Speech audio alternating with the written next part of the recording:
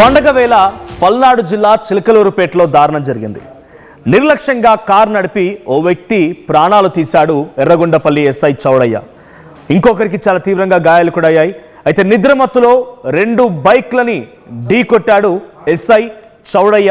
అయితే ఈ ప్రమాదంలో వీరయ్య అనేటువంటి ఒక వృద్ధుడు మరణించగా మస్తాన్ వలి అనేటువంటి ఒక యువకుడికి చాలా తీవ్రంగా గాయాలయ్యాయి.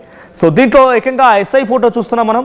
సో నిద్రమత్తులో ఉండి ఆ సదరు ఎస్ఐ చౌడయ్య బైక్ పై వెళ్తున్నటువంటి ఇద్దరిని ఢీకొట్టడంతో 2 బైక్స్ని ఢీకొట్టాడు. దీంట్లో అక్కడ కనిపించినటువంటి ఫోటోలో ఉన్న వ్యక్తి ఒక వృద్ధుడు స్పాట్లోనే మరణించగా వీరయ్య మస్తాన్ వలికి చాలా తీవ్రంగా గాయాలయ్యాయి. ఒకసారి సంఘటన స్థలం నుంచి ఆ దృశ్యాలను చూస్తున్నాం. చట్టాన్ని కాపాడుతూ అన్ని రకాలుగా ముందుకు వెళ్ళినటువంటి వ్యక్తులే తన కార్కి నెంబర్ ప్లేట్ లేదు. ఆ నెంబర్ ప్లేట్ లేకుండా ఉన్నటువంటి ఆ కార్ను మనం చూస్తున్నాం. కార్పై ఎటువంటి నెంబర్ ప్లేట్ కూడా లేదు. So Tata Nexon car.